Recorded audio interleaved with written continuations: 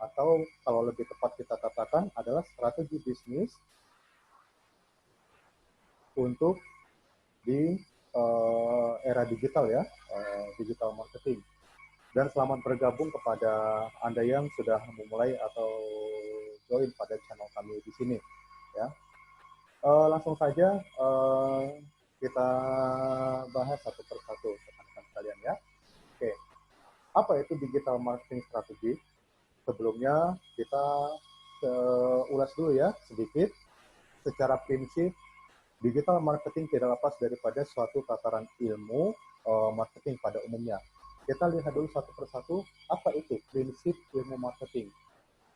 Dalam kesempatan ini waktu kita terbatas, tapi mari kita lihat satu persatu. Ada dua sudut pandang. Pertama kita lihat ada pandangan yang dikemukakan oleh Philip Kotler dan Armstrong. Nah, pendapat ini lebih kepada sisi bisnisnya. Apa itu? Kotler dan Armstrong ini mengatakan yang namanya marketing itu adalah suatu proses di mana perusahaan menciptakan nilai bagi pelanggan dan membangun hubungan yang kuat untuk pelanggan. Tujuannya apa? Untuk menangkap nilai dari pelanggan sebagai imbalan. Nah, itu sisi bisnisnya. Kemudian berbeda pandangan yang namanya Kevy. Kevy ini langsung mengambil sudut pandang kepada sisi moralnya. Apa itu? Menurut Kevy, pemasaran itu adalah suatu proses manajemen yang bertanggung jawab untuk mengidentifikasi, mengantisipasi, dan memuaskan kebutuhan pelanggan. Nah, itu ya. Nah, ini dua sudut pandang yang berbeda. Tapi apakah menurut Kotler dan Armstrong dan juga Kevy, dua-duanya ini mempunyai keterkaitan yang kuat dalam ilmu marketing? Dalam ilmu marketing, secara prinsip kita tentunya tahu ya, orang marketing tentu tahu. Ada satu kaidah yang menjadi bauran pemasaran yang ini dikaitkan dan ini diteruskan menjadi satu langkah strategik. Apa itu? Namanya marketing mix atau bauran pemasaran. Sering kita katakan ini adalah bauran dari 4 inisial, 4P ya. Apa itu? Pertama kita sebut namanya produk. Yang kedua namanya price atau harga. Yang ketiga place, ini kaitan dengan tempat dan juga jalur distribusi dari produsen kepada konsumen. Kemudian yang keempat adalah promotion. Ini erat kaitannya dengan yang namanya komunikasi antara produsen dengan konsumen. Marketing mix ini sendiri seiring dengan perkembangan waktu mengalami yang namanya transformasi ataupun perkembangan. Apa itu? Sama-sama kita lihat. Ketika marketing itu memasuki ranah yang namanya marketing konvensional atau marketing tradisional. Marketing mix itu ya seperti itu tadi yang kita katakan, terdiri dari inisial 4P ya, product, price, place, promotion. Tapi seiring dengan waktu, marketing itu mempunyai perkembangan transformasinya namanya marketing customer focus atau marketing yang ditujukan langsung kepada pelanggan. Jadi segala sesuatu orientasinya ditujukan pada pelanggan. Apa sebab? Karena dalam bahasan marketing secara konvensional, customer is king. Customer is king. Pembeli adalah raja. Nah, dalam kaitannya ke situ, yang namanya marketing mix ini mengalami yang namanya perkembangan atau transformasi. Dari 4P ketika konvensional berubah menjadi 4C ketika masuk ke dalam ranah marketing customer focus. Apa itu 4C? Nah, kita lihat ada yang namanya customer focus, customer needs, ya. Kemudian ada yang namanya cost to buy. Nah, ini membahasakan yang namanya price. Kemudian ada yang namanya convenience. Ini kaitannya dengan tempat ataupun pendistribusian produk itu sendiri. Yang kelima disebut namanya communication ataupun komunikasi antara produsen kepada konsumen. Kita lihat transformasi berikutnya ketika marketing itu sudah masuk kepada ranah digital atau kita sebut namanya digital marketing. Digital marketing di sini mentransformasikan yang namanya marketing mix dari 4P berubah menjadi 4C dan ini berubah menjadi 4F. 4F, 4F. Apa itu? Pertama, kita sebut namanya flexible to sell. Dalam ranah digital, apapun bisa dijual. apapun bisa dijual dan apapun dapat ditransaksikan. Nah itu ya prinsip pertama. Kemudian disebut juga namanya ada yang namanya flexible to pay. Ini membahasakan yang namanya price ataupun harga. Kemudian berikutnya ada namanya flexible to transaction. Ini kaitannya dengan yang namanya lokasi pembelian ataupun pendistribusian. Yang berikutnya namanya flexible to deal. Nah ini kaitannya dengan komunikasi marketing. Oke, baik rekan-rekan sekalian, berikutnya kita lihat. Selain yang namanya bauran pemasaran atau marketing mix, kita lihat yang namanya platform base, ya. Platform base ini pun mengalami yang namanya transformasi perubahan, di mana kita dapat melihat dalam marketing konvensional, platform base ini ditempatkan kepada dua jalur. Apa itu? Below the line dan above the line. Kemudian ketika masuk kepada ranah customer focused marketing, marketing yang berorientasi kepada pelanggan. Transformasinya menjadi begini, word of mouth atau kekuatan kata-kata atau cerita. Kita mungkin sering mendengar yang namanya berita dari mulut ke mulut ya. Nah itu dia. Kemudian ada yang namanya public relation atau disebut juga namanya PR. Untuk digital marketing, transformasi daripada platform base ini pun mengalami perubahan. Apa itu? Pertama, di mana hari ini website ini menjadi tumpuan dasar pertama bagi para praktisi marketing.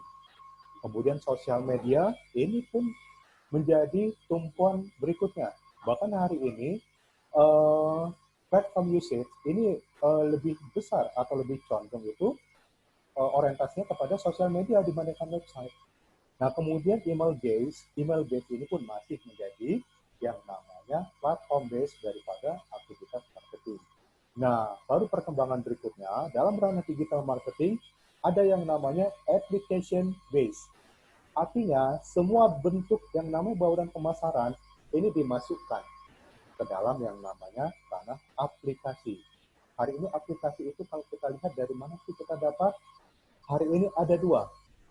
Ada dua resources yang dapat provide yang namanya aplikasi itu sendiri. Dari yang namanya Apple sendiri ini meluncurkan suatu fasilitas yang namanya App Store. Kemudian yang namanya Android pun juga memberikan layanan dengan berintegrasi dengan Google, menawarkan satu fasilitas namanya Play Store. Nah itu ya. Nah dari situ. Berikutnya kita kembali dulu dong yang namanya traditional marketing. Nah, yang namanya marketing pasti itu ada yang namanya tools atau perangkat kerjanya. Satu-satu kita lihat. Untuk di traditional marketing, tool yang digunakan itu adalah seperti yang kita lihat ya. Nah, di sini langsung saja saya gabungkan dari yang namanya platform below the line dan above the line. Hari ini kita lihat tuh masih terasa ya, yang namanya iklan itu masih bermain di TV spot misalkan, atau radio, ya mungkin kawan-kawan masih ada ya, satu dua yang masih sering memantau siaran radio gitu ya. Nah kemudian sponsorship, nah ini masih sering juga digunakan. Atau print media, hari ini pun masih sering kita lihat. Bagaimanapun juga yang namanya koran ataupun sarang-sarang media cetak lainnya masih digunakan atau masih berperan, walaupun sudah masuk ke ranah digital. Kemudian word of mouth hari ini pun masih juga menjadi suatu perangkat yang digunakan.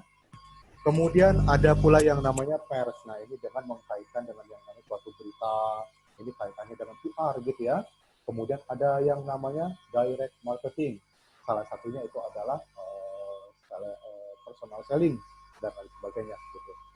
Nah, namun sayangnya selama ini kalau kita melihat exposure daripada traditional marketing, tools yang digunakan, apa yang terjadi? Ada satu titik lemah. Apa titik lemahnya? Kita tidak mampu membendung yang namanya image, persepsi dan opini masyarakat sebagai calon konsumen. Itu tidak bisa. Kenapa? Masyarakat hari ini ketika kita sodorkan suatu tayangan, iklan, apakah itu dengan menggunakan TV spot ataupun dengan yang nama below the line, brosur, poster misalkan, pasti akan ada opini dan image yang menempel. Sebelum yang namanya terjadi yang namanya interest, action, ataupun yang namanya click on payment kalau kita masuk ke digital ya. Kita lihat contoh. Pasti kawan-kawan pernah melihat kan yang seperti ini? Pernah kan? Oke. Yang baru bergabung, baru hadir, nah silakan tolong di-mute dulu ya, supaya tidak storing penerimaannya di sini. Nah, ini adalah salah satu contoh. Ketika suatu iklan itu di-exposure dengan media yang namanya itu, tahu ya, ini apa namanya ya? Ya, ini papan reklame, baliho gitu ya. Oke. Kita lihat apa yang terjadi. Ada dua produsen yang menawarkan produk sejenis, tapi pada akhirnya ini terkesan saling mengolok. Sehingga apa? Penerimaan di masyarakat, penerimaan di konsumen, ini tentunya akan lain sekali gitu ya. Nah, apa yang diharapkan oleh produsen, disinilah akan terjadi yang namanya slope. Apa itu slope? Nah, persimpangan ataupun perbedaan padanan. Apa yang menjadi tataran pemikiran di produsen? Nah, berbeda dengan yang menjadi tataran pemikiran yang ada di konsumen. Kawan-kawan pernah melihat salah satu bentuk exposure produk, ini sama-sama produk minuman, gitu ya. Sama-sama produk minuman. Oke. Nah, yang satu ini minuman itu minuman yang bersifat family, yang satu lagi ini minuman yang bersifat adalah termasuk soft drink. Kita ambil contoh misalkan seperti ini. Kita tidak menyalahkan produk ya. Sekali lagi, kita tidak menyalahkan produk. Kita lihat di sini, mungkin dalam logika kita akan sangat lucu. Apa iya susu itu diproduksi oleh beruang? Pertanyaannya, apa ada manusia yang meminum susu beruang? Atau mungkin opini masyarakat berkembang, beruang itu bagaimana memerah susunya, gitu ya. Nah, tapi inilah yang terjadi. Sekali lagi, bukan salah produk.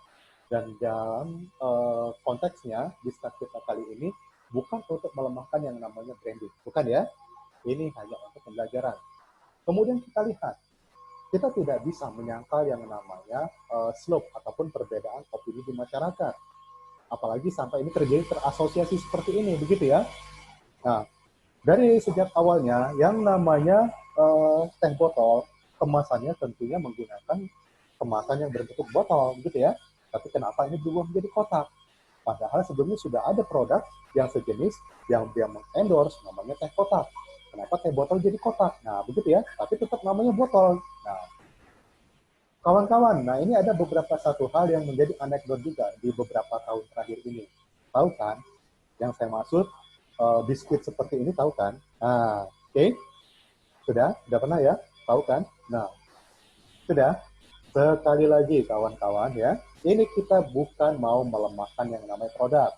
Tidak menyalahkan produk, ataupun mengkerdilkan konsep kemasan branding yang sudah dikemas oleh produsen. Bukan ya? Bukan. Semata-mata untuk pembelajaran. Oke. Namun, apapun itu, tradisional marketing tanpa diikuti dengan yang namanya asimilasi atau penyesuaian ataupun akulturasi dengan perkembangan hari ini akan menjadi suatu hal yang fatal bagi produk itu sendiri.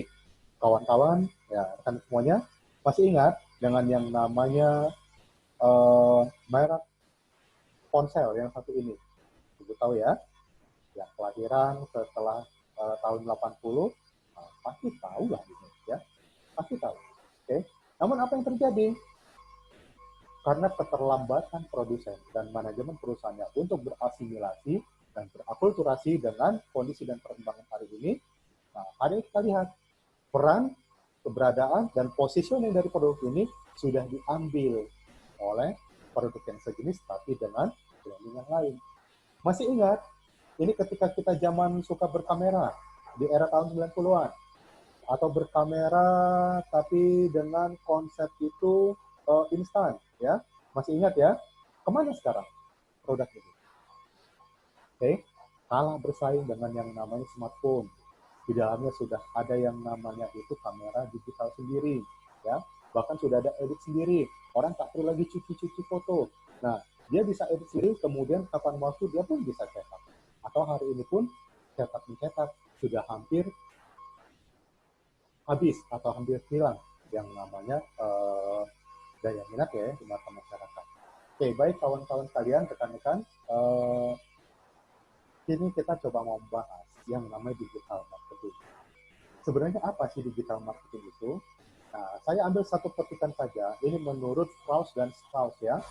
Nah, pendek kata, menurut mereka berdua, apapun itu, marketing apapun itu, jika sudah menyentuh, menggunakan, atau terintegrasi dengan yang namanya teknologi, komunikasi, dan informasi, itulah namanya digital marketing.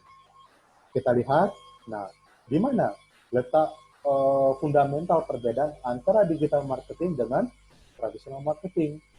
Kita lihat dari sisi target market. Untuk tradisional marketing, jelas. Di sini yang namanya target market itu clear, jelas, dan dapat diterjemahkan secara pasti. Untuk digital marketing, yang namanya target market ini tidak bisa diterjemahkan dengan clear dan jelas. Dari sisi waktu, kita melihat tradisional marketing di sini mempunyai struktur waktu yang teratur. Sementara digital marketing tidak ada rentang waktu yang teratur.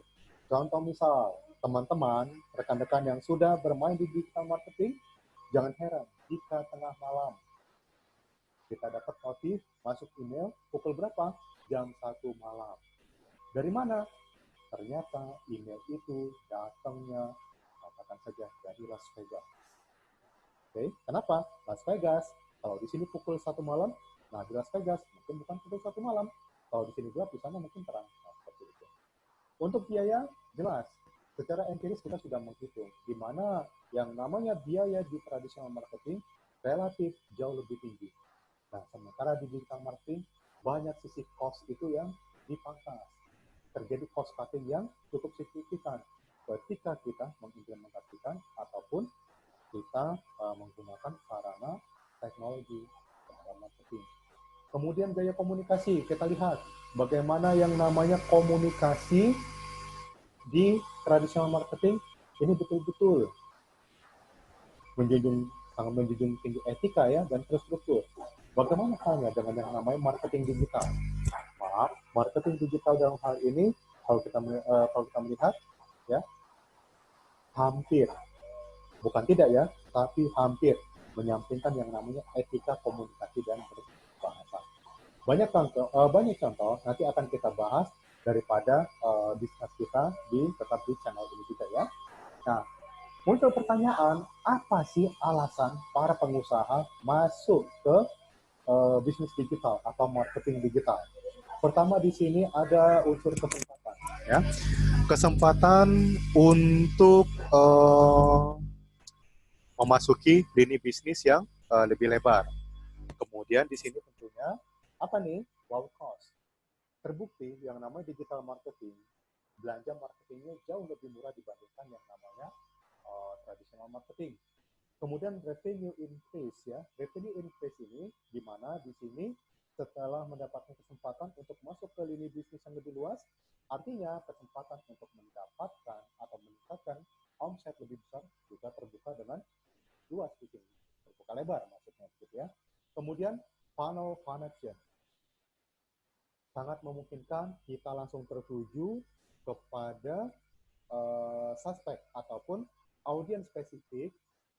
Jadi untuk yang namanya proses transmisi dari yang namanya calon konsumen menjadi konsumen ini lebih ringkas. Ini yang disebut namanya funnel connection. Kemudian berikutnya ada yang namanya flexibility. Jelas untuk yang namanya marketing secara digital ini lebih fleksibel dibandingkan dengan marketing secara tradisional. Kemudian, nah terbukti peluang membangun reputasi brand ini relatif lebih besar dibandingkan tradisional marketing. Namun di sini patut disayangkan ada beberapa kelemahan daripada digital marketing atau e-marketing. Pertama, ketergantungan terhadap teknologi ini sangat tinggi, itu sudah pasti. Kemudian isu keamanan dan juga privasi ini juga masih sering menjadi momok ya bagi para praktisi marketing atau pengusaha yang ada di dalam. Kemudian di sini mengharuskan penjual untuk transparan dengan harga, nah sehingga semakin meningkatkan kompetensi harga yang lebih kompetitif tentunya, lebih bersaing, ya. Sehingga noisy ataupun yang namanya riot dalam penawaran selling proses dalam digital marketing ini lebih padat dibandingkan di tradisional marketing. Kemudian semakin membanjirnya iklan-iklan yang bermunculan, terutama yang menggunakan platform website base, ini membuat calon pelanggan justru semakin mengabaikan. Artinya kalau kita lihat perkembangan hari ini, yang namanya pop art atau banner ad, ini bukan menjadi suatu informasi, tapi ini dianggap sebagai destroying ya, ataupun gangguan yang merusak. Nah ini celakanya di sini. Ini kan. Tapi apapun itu, mari kita lihat. Oke. Ternyata yang namanya digital marketing itu tidak hanya menggunakan yang namanya banner ad saja kawan-kawan kalian ya. Ada beberapa channel marketing yang bisa dibangun dalam digital marketing ini. Pertama, teman-teman mungkin pernah mendengar yang namanya artificial intelligence atau sering disebut juga namanya kecerdasan buatan. Ya, beberapa praktisi pasar dan company ini sudah menggunakan ini. Kemudian, nah ini hari ini kalau kita melihat, nah, adanya yang namanya pemanfaatan fasilitas chatbot. Nah, chatbot ini memangkas yang namanya durasi waktu interaksi antara pembeli dengan penjual. Nah, jadi kalau boleh dikatakan di sini, apakah yang namanya customer service ataupun yang namanya resepsionis, semua itu digantikan dengan yang namanya chatbot. Kemudian ada lagi namanya marketing automation. Marketing automation ini, kalau boleh dikatakan itu, seperti suatu fasilitas, kalau boleh dikatakan ini seperti robotnya marketing, nah, begitu ya, robotnya marketing. Jadi apapun itu, kita bisa mendrive-nya di sini, dan kita bisa mengeksplor apapun kebutuhan marketing kita di marketing automation ini. Nah, nanti akan kita bahas di sesi pertemuan berikutnya ya. Kemudian, nah hari ini nih, yang paling sering atau paling dominan digunakan oleh para pengusaha atau yang namanya produsen atau para praktisi marketing adalah dengan yang menggunakan influencer. Influencer ini, nah ini memang menjadi suatu tren ya hari ini ya, tren yang terkuat ya antara channel-channel yang lain. Bahkan yang namanya pemerintah sendiri pun dalam mengkampanyekan ataupun mengiklankan program ataupun kebijakan-kebijakan pemerintah secara institusional juga menggunakan influencer. Oke. Nah, walaupun ada satu sisi kalau boleh dikatakan suatu akses komunikasinya itu mungkin sedikit miring kalau kita katakan berkembang hari ini yang namanya busher, nah, seperti itu ya. Tapi apapun itu, itulah termasuk namanya influencer juga. Ya. Nah, lalu dalam digital marketing, ada beberapa komponen yang suka tidak suka kita menggunakan ataupun kita memilih di antaranya ada beberapa opsi gitu ya. Ada yang namanya website design, ya ini langsung kepada usernya ini tergantung taste daripada si pemilik ya, dalam hal ini adalah produsen.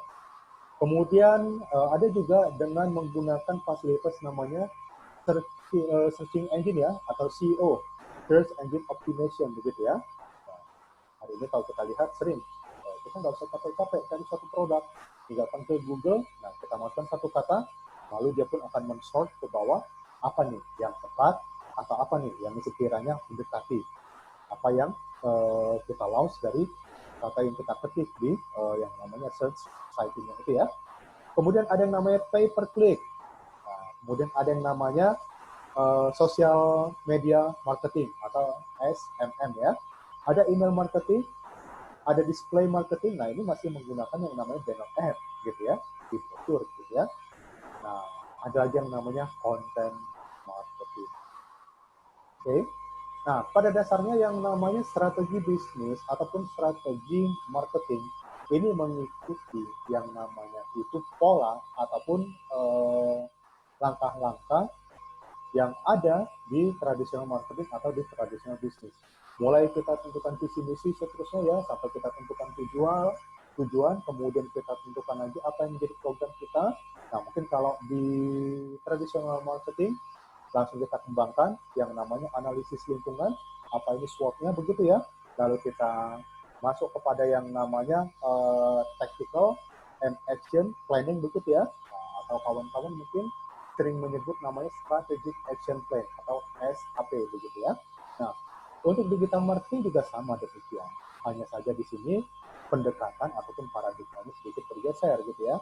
Mulai kita tentukan apa yang menjadi tujuan market kita, apa yang menjadi targetnya. Kemudian kita pilih yang namanya platform based itu tadi. Bagaimana budgetnya? Nah, sekali lagi, bagaimana kita merumuskan yang namanya konten, gitu ya. Oke, dari tadi kita ngomong konten-konten itu apa? Nah, sekarang begini, future marketing, marketing kita di masa depan, begitu ya. Banyak pakar ini mengemukakan pendapat begini, ya. Untuk ke depan, yang namanya e-marketing atau digital marketing, tumpuannya itu ada di konten. Kenapa? Nah, karena di sini ada suatu riset yang mengatakan ke depan itu iklan online itu sudah dianggap tidak efektif lagi. Oke, kenapa? Nah, efek noise yang tadi sudah kita bahas, sehingga ini menjadi scoring dianggap oleh para netizen tentunya ya, ataupun pada viewer begitu ya. Ini suka menjadi dianggap semacam suatu bug begitu ya. Tahu bug, nah itu macam serangga ya, harus diusir, nah, gitu ya. Nah, lalu apa jika yang namanya iklan online itu dianggap sudah tidak efektif lagi? Nah, yaitu mau tidak mau kita harus bergeser ke yang namanya konten. Oke, nah konten.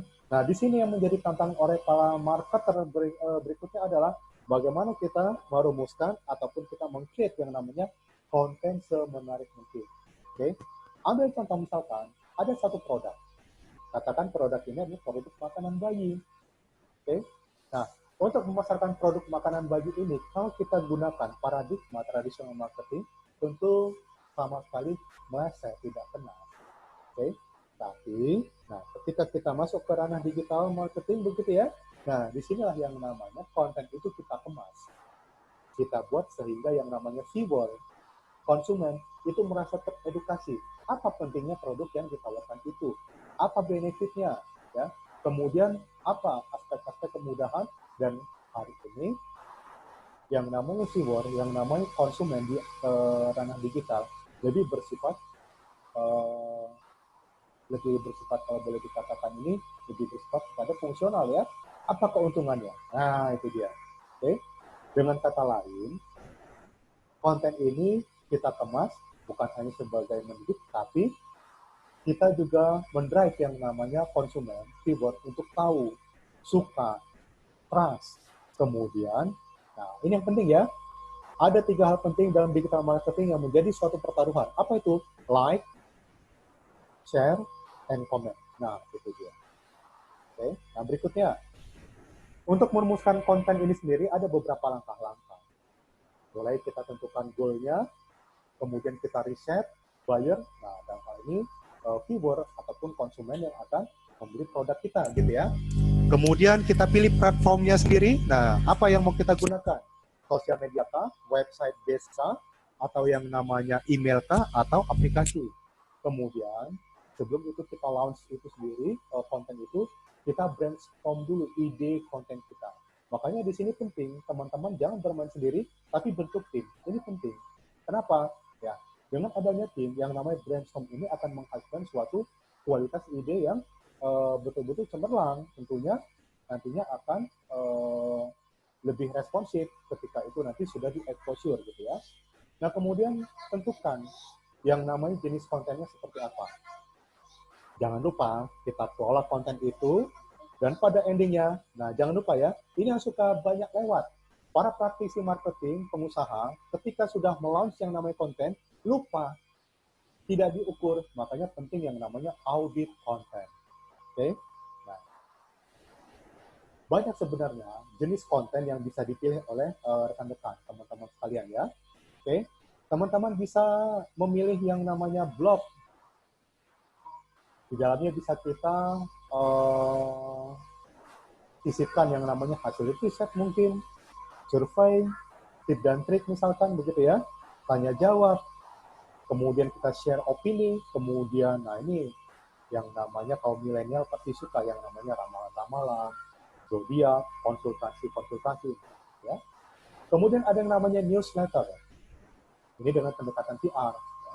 Mungkin itu dengan cara advertorial, bulletin, hot news, atau yang namanya prediksi-prediksi, press release, timeline, launching produk, ataupun info perusahaan. Atau kawan-kawan juga bisa meng-create yang namanya e-book, buku elektronik. Di dalamnya, contoh misalkan, yang namanya perusahaan farmasi. Sebelum dia langsung dia membuatkan satu appointment kepada yang namanya viewer itu, dia tebar dulu yang namanya artikel link. Apa tuh? Science misalkan, dengan pendekatan ilmu pengetahuan, ya. Atau hari ini sama-sama kita tahu ya, dunia ini termasuk kita di Indonesia menghadapinya apa itu wabah. Oke, nah wabah ini jelas walaupun itu dari sisi kesehatan, tapi dampak terdekatnya itu kepada aspek sosial. Nah kita buatkan artikel sosial gitu ya. Terus lain sebagainya, mungkin boleh juga kita masukkan kamus di situ atau panduan-panduan novel begitu ya, atau slide share begitu ya, PowerPoint yang kita share begitu ya. Nah, itu pun boleh. Ya. Atau bisa juga kita menggunakan konten itu dengan pendekatan visual ya, foto misalkan, ilustrasi misalkan, karikatur misalkan, gambar-gambar misalkan, grafik atau infografik misalkan, atau karakter misalkan, komik, nah termasuk juga meme begitu ya. Atau kawan-kawan juga boleh dengan pendekatan games ya. Apakah itu game online atau game yang kita masukkan ke dalam aplikasi, kuis misalkan, teka-teki, atau game yang kita kemas dalam satu software misalkan begitu ya. Atau nah ini sering nih ya, belakang waktu ini kita buatkan semacam permainan mind maps ya, template, nah begitu ya. Atau maaf ya, untuk yang berikutnya quotes ya, ini mungkin ada beberapa yang kita coba deh mainkan quote kamu di sini. Nah, tentukan keberuntungan kamu. Nah, seperti itu ya. Atau teman-teman juga bisa mengoptimalkan yang namanya video. Apakah itu filler, profiling misalkan, film misalkan, nah atau semacam broadcast ya, suatu siaran, suatu liputan pendek yang kita siarkan begitu ya, atau langsung live atau taping interview misalkan, atau kartun misalkan, animasi, vlog, nah lain sebagainya. Banyak yang namanya jenis-jenis konten yang bisa kita manfaatkan, yang bisa kita optimalkan. Banyak ya, tinggal di sini bagaimana kekreatifan kita bermain di sini gitu ya. Nah, berikutnya juga teman-teman sekalian, nah jangan lupa sekali lagi saya pesankan, konten yang sudah kita kemas, yang sudah kita rumuskan itu kita kelola ya. Maka itu penting kita buatkan semacam satu schedule, timeline. Hari Senin, Selasa, seterusnya, waktu pagi, menjelang siang, menjelang makan siang, seterusnya sampai kepada kira-kira kapan nih netizen akan masuk akan waktu tidur. Nah itu kita buat. Nah ini saya ambil contoh saja ya, managing content dengan pendekatan scheduling yang dikemukakan oleh yang namanya HubSpot. Mungkin nanti teman-teman bisa meng-copy paste dari seperti ini gitu ya. Nah kemudian, nah itu tadi yang saya katakan, banyak yang praktisi marketing, pengusaha lupa. Konten sudah dirumuskan, sudah di-create, sudah di-exposure, lupa, tidak diukur, tidak diaudit.